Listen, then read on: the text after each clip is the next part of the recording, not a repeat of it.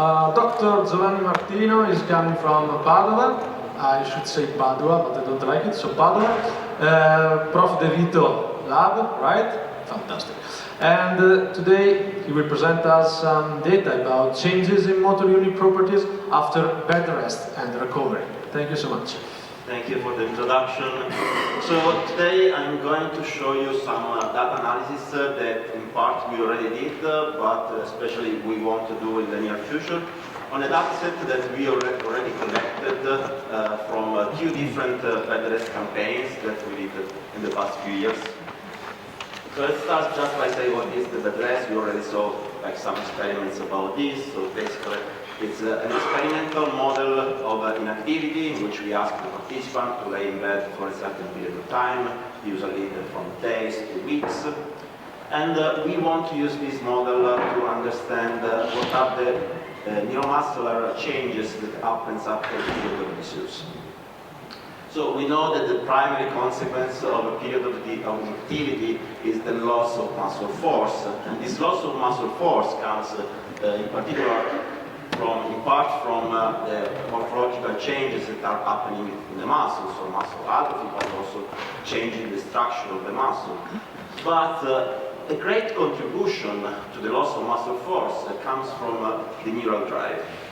But we didn't understand a lot about this component of the neuromuscular system. So we propose to use the high-density electromyography, try to get more insights into the neural adaptation that happens in the neural system after disuse. Particularly, the density electromyography allows us to study the behavior of individual motor units during an isometric task. And we want to understand, in particular, 3 main contributors that could change after a period of disuse.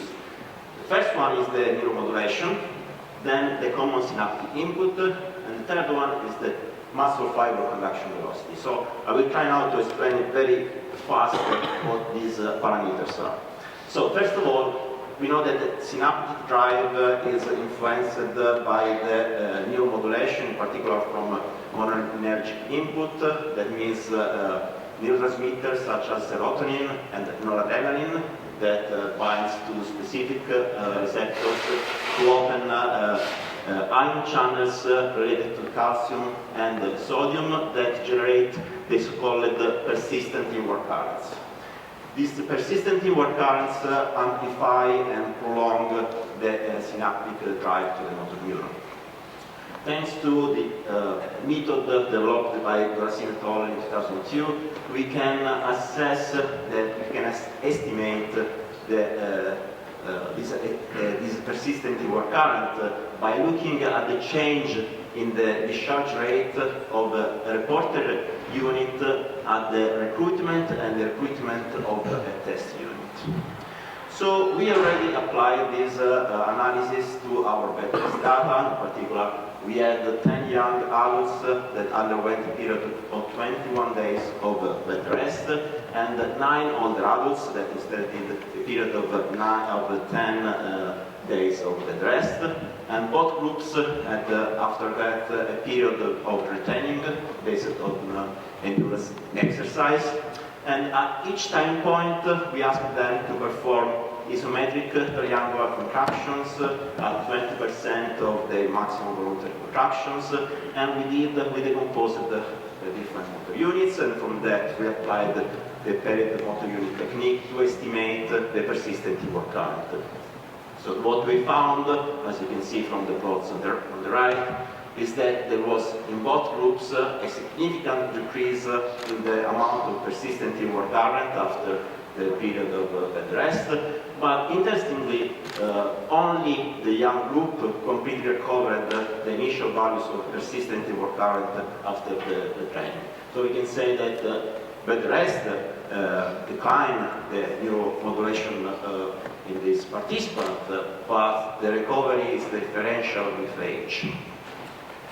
The second parameter that we are interested in is the common synaptic input. So the common synaptic input is an extension of the muscle synergy theory. So basically that says that the central nervous system, instead of controlling each muscle independently, controls a group of muscles together to perform a movement. So the extension of this paradigm is that instead of controlling motor neurons independently, the central nervous system controls clusters of motor neurons that are either within the same muscle or in different muscles. And we can assess the common synaptic input by doing a coherence analysis on the discharge rates of different motor units. So we haven't done this analysis yet, but we have the data from the better study, and we are going to do it soon. But we know that from literature that there is an association between the increase in common synaptic input and the increase in force variability. So basically what happens is that if we have more common synaptic input, it means less independent control of the motor neuron, and so we lose a little bit of the fine-tuning of the force control. And we also know that after disuse there is a decrease in force steadiness. So we hypothesize that we can find some association also in our data. The last parameter that we want to look at is the motor unit conduction velocity. So it's basically the velocity of propagation of the motor unit action potential along the fiber. And we already did this analysis on another experimental model of disuse, that is the unilateral lower limb suspension. In this study that was already published, we found a significant difference in the conduction velocity before and after the intervention. But more interesting, what we found from the muscle biopsies is that the gene expression of some specific ion channels related to potassium were associated to this change in conduction velocity.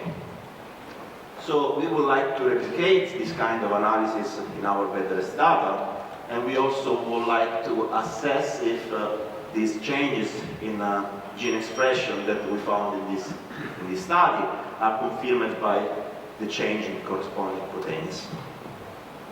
So to conclude, we propose the use of the high-density electromyography to understand neural mechanisms that change after a period of disuse.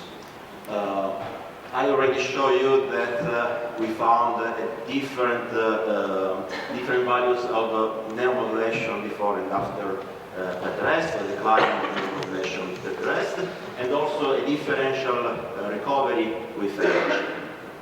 Then I'm proposing to assessing the common synaptic input, hypothesizing that we will find some association with change in force steadiness. And last thing, we would like to look at the motor unit conduction velocity and see in particular if the change in motor unit conduction velocity may be related to change in ion channel expression. Thank you.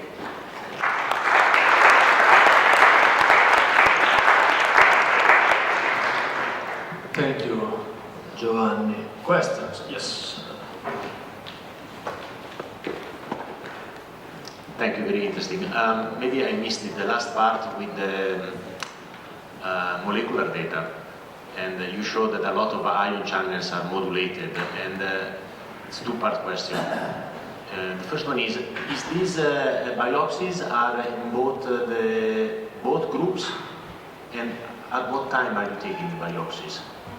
So this study, it's basically ULS study, so unilateral lower limb suspension. So we had 3 different time points before the intervention, then after 10 days of unilateral lower limb suspension, and after 21 days of active recovery, basically. So here you don't have the older patients? No, this is only young subjects. So the bed rest campaign instead was made on both young adult subjects, and also we have a group of female subjects. And are you going to do biopsies there as well? We have also Because that is going to be biopsies. interesting to see the older Yes, patients. we have all the data, and hopefully we are going to Maybe show second it. one real quick.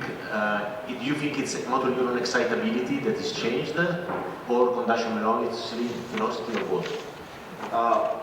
For sure they are associated somewhat. Conduction velocity depends also on the fiber size, for example, so there are more than one factor that probably change the conduction velocity, but we have the data to explore all of them, so hopefully we'll have an answer soon. He is Nicola Zampieri from Berlin. Sorry. Other question? Anything else to let him analyze? Because it seems there are few analyses that you want to do, so you should add something, Yes, isn't it? very work in progress. But luckily we have the data, so No, interesting. I was joking, come on. Yeah, one. Hi, I'm Nicola Zampieri from Berlin.